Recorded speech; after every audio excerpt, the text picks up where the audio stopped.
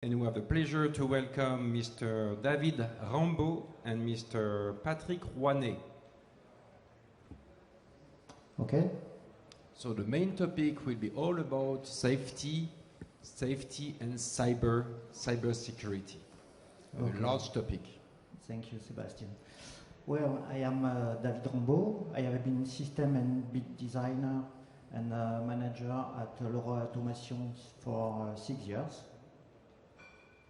Hello, I'm Patrick Rouanet. I joined Leroy in 2006 and I work on all Leroy products, railway products. So our department works on new products, and we also pilot feasibility studies on new technologies, and we are happy today to present some new development in relation with safety and cybersecurity. Well, some of you know our product. The Rion, the Brio, the ACS have been chosen for more than 20 years by main players of the railway market, and they represent today more than 70,000 devices installed all around the world. Our new development is a PALC for Programmable Advanced Logic Computer. It benefits of all of this knowledge that we have gained through the years, and it's also the opportunity for us to implement up-to-date technologies in relation with safety and cybersecurity. So the PALC is a modular hardware platform whose core components are a CPU module and a power supply module. And in addition, it accepts up to 10 I/O or communication modules. It accepts also a lot of redundant architecture where we can duplicate any module, including the power supply module and the CPU module according to availability and or safety objectives. It is 3U8, then it can be installed in a standard 18-inch rack, but it can also be mounted on a wall in a standalone installation. Of course, it is dedicated for railway market. It is fully compliant with 50155 standard, of course, and with all railway standards. And it has been designed to optimize maintainability, sustainability, while being cost-effective and versatile. That makes it suitable for most of ERTMS or TCMS applications, such as computing, I/O management, or gateway. Our first configuration that will be available as a prototype by June next year is a VCU.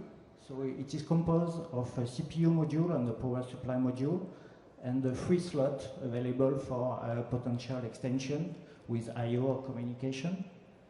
So the CPU is based on a LS1028 from NXP, which grants a 15 lifespan, which is quite good for a modern microprocessor.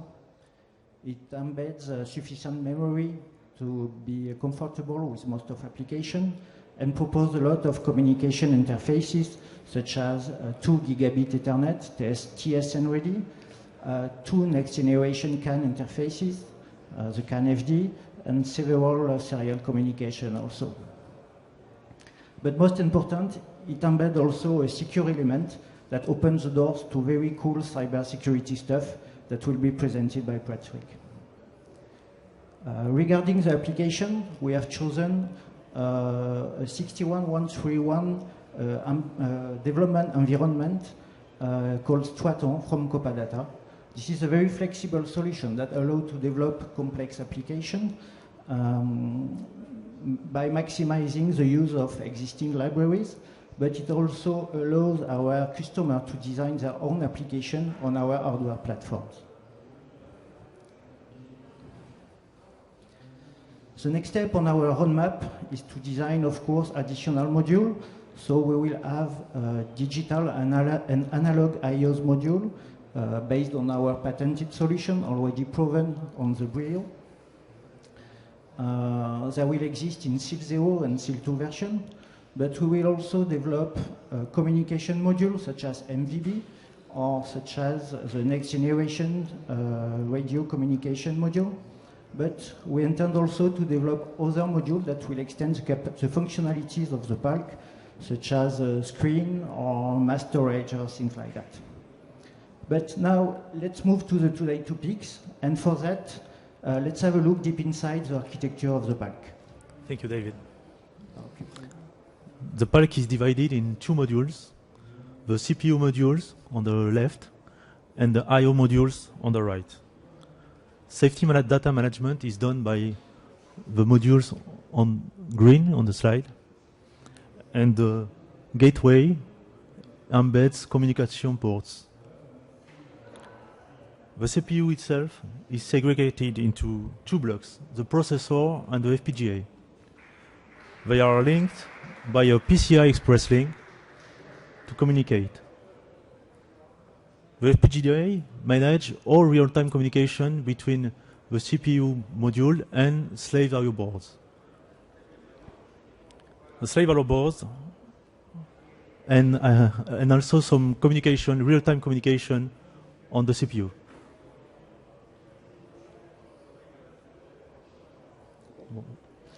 Okay, then what about the safety and cybersecurity? So, there are different protocols and principles for safety and security. As said by TS 5701, the first principle is that safety and security are different and should be treated as such. The second principle is that security environment should protect essential functions, safety functions. The third, threat and risk analysis is the main interface with safety analysis.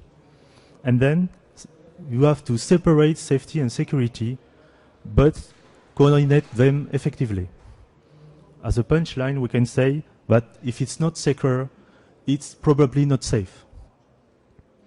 The proposed structure corresponds to these principles by protecting safety function into the FPGA by the processor. The processor embeds all cybersecurity principles. And we are compliant with the defense in depth principle, which defines that if you want to attack the FPGA, you must be able to first attack the CPU. Okay, it's clear, but why have you chosen to implement the safety into the FPGA instead of the CPU? I guess it would have been easier in the CPU, no? Yes, perhaps, but FPGA have several advantages. The main principle of FPGA implementation for safety is to keep away all safety stuff from the CPU. And second, we can allow better performances. The FPGA is better in terms of performances, hardware performances and verification process. And third, we take advantage of FPGA architecture to address safety particular details. Indeed, FPGA have several advantages when we need verification and validation with memory and pointer aspects which are better than in software. Concerning certification also, we have a full verification and coverage property in the FPGA. So we can have a closer look in the next slide.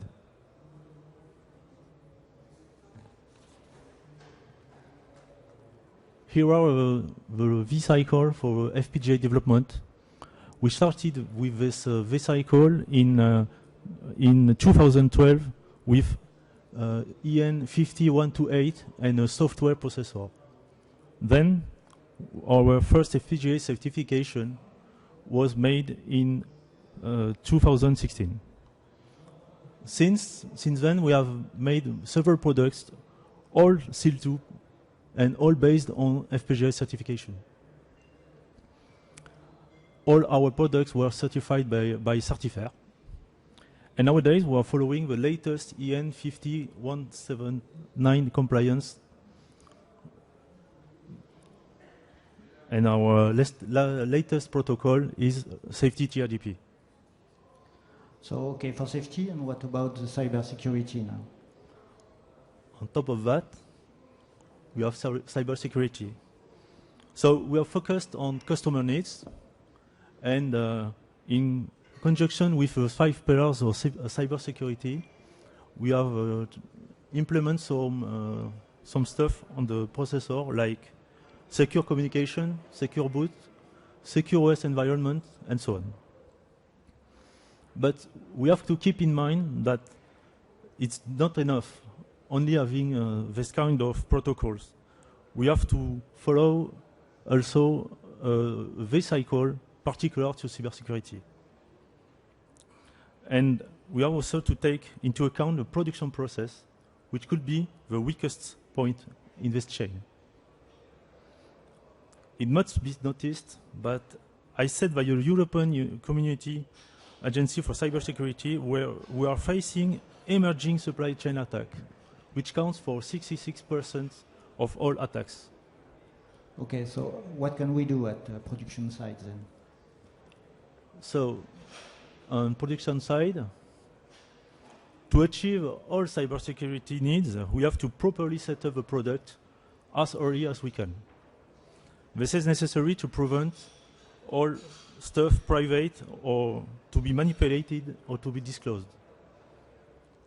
So, a complete manufacturing cycle should be followed. This is the provisioning cycle. And during this phase, we need to create a golden anchor to be used and trust. Having this good provisioning phase has additional benefits. We can protect our product and also all customers' needs, assets.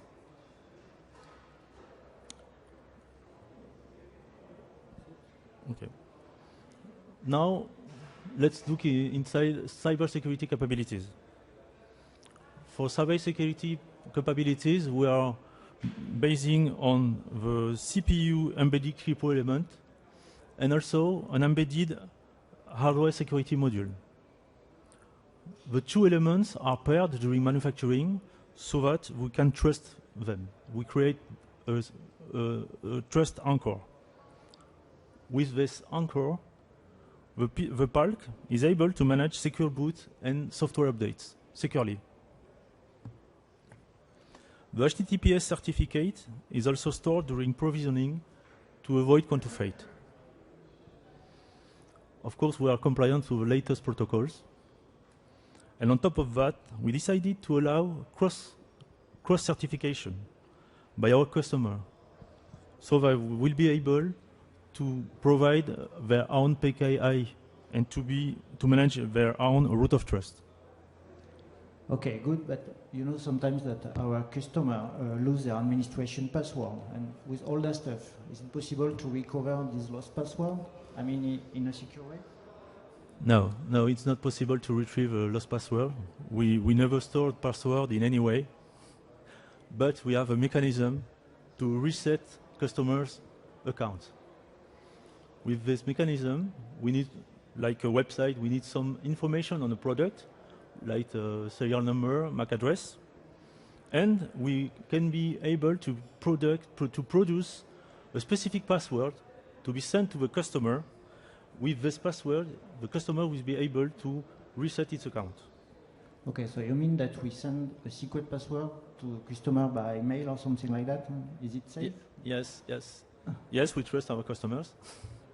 Doing that is still secure because there is no secret stored in the product, and the password, if is stolen, only has an effect on one product.